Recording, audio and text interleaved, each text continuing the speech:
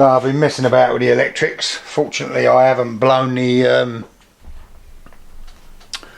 motor controller up. Basically what I've done is wired in an on-off switch and a reversing switch. So with everything switched off, because the on-off switch, because it's got a middle position, I mean the reversing switch, because it's got a middle position, sort of acts as an on-off switch as well. But I'll switch it all on, going that way.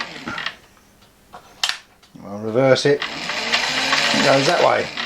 I mean the idea is to sort of, really that could do with being in an ignition switch, so I can switch it off and take the key out so no one can nick off with it. But that's all I want to do for now. I did think about trying to put an ammeter and a voltmeter on there so I can see what condition the battery is and how much power it's using. But I'll give up on that because I can't get it to work without it running the motor as soon as it starts. So I'm giving up on that one. But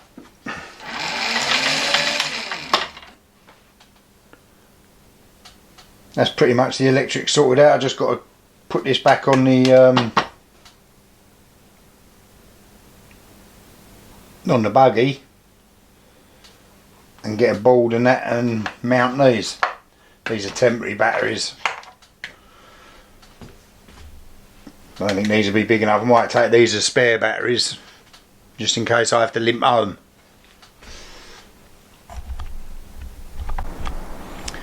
Bit dark out, but I've sprayed it all black.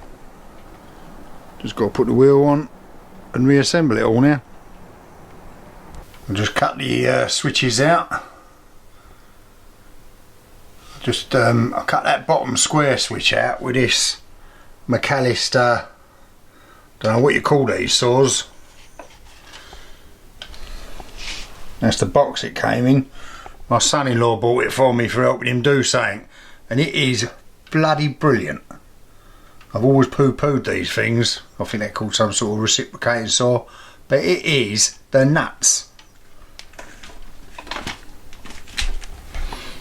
Anyway, there's the switches ready to go. I've also put this bit of ply on the front or back of the bit that carries the axles and everything. And there's all the gubs in there, short of the batteries. We're nearly ready to rock and roll. Well, here is the trike in all its tucked to bits glory. So I think I'll reassemble it now and then see about making the rest of the panels for the back, for the box bit. So this is where I'm at the moment, and I'm pretty pleased with it. It's worked out pretty much as I expected. I'll make some side panels to go on there, the other side, and L-shaped bit to slide in there to cover it all in. My problem is I wanted to make it so it'll all come to bits and go in a boot of a car or a little motor, and this bar slides out, this undoes, that bit, back bit will come away from that, these two bolts undo and the front will come off, or you can just undo that and fold it over. I can put some slots in these side bits so you can pick that up, because that's the heavy bit. The problem is the cables. Now the electric cables ain't a problem, I can put them on a plug. It's the brake cable. The brake cable is a bit of a problem because that's connected. Everything's always connected up to the front. So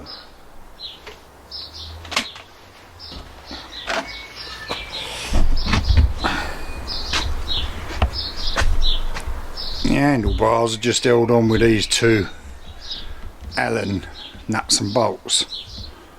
So I'm thinking of spot welding the bolts that are on under there and just using an Allen key to take the whole handle, the actual handlebars on and off. That seems like the easiest solution to me. And then getting some clips or something to tidy the cabling up when it's in use. But I'll make these side panels and sort them out first.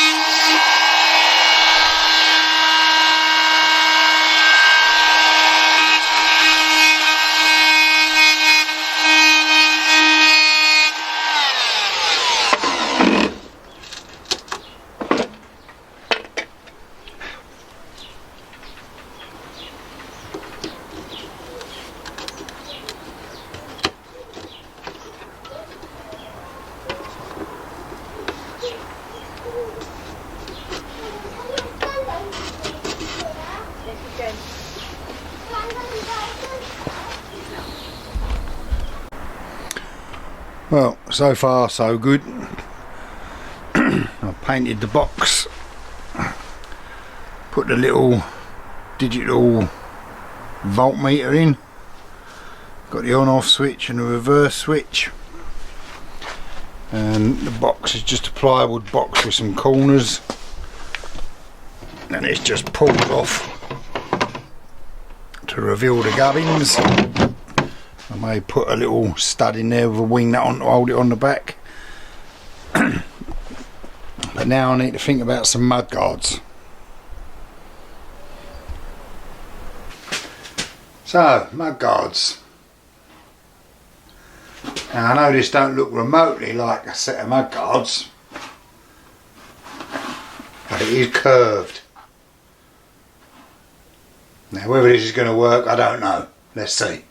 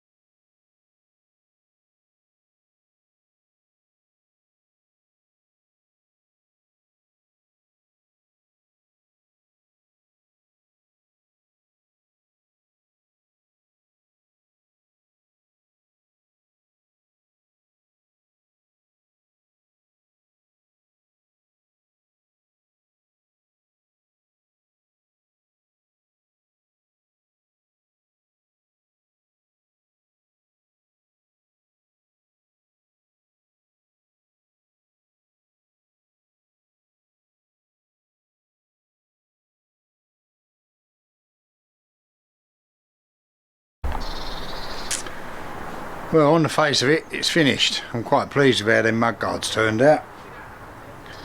Only me and you know it's a bucket. But there is a problem. My grandson had a go on it while I was doing the mudguards, and I had an old radiator stuck there that I was chucking out, and he ran up against the side of the radiator. It started to stop him, so he give it a bit of welly and snapped the little chains. So I don't think the chains off of them scooters are going to be up to the job. So I've got to look into fatter chains for it. Fatter chains and sprockets. So until I get that done, I'm not going to be able to test it off-road. It definitely carries me and a set of golf clubs, but until I get the new chain sorted out, I'm not going to test it out in the rough, because I think taking a fat bloke like me and a set of golf clubs up a steep incline would snap them little chains. So I'm going to get some different sprockets and different chains, stick that on, then I'll be ready to give it a go. But until then, it's bye for now.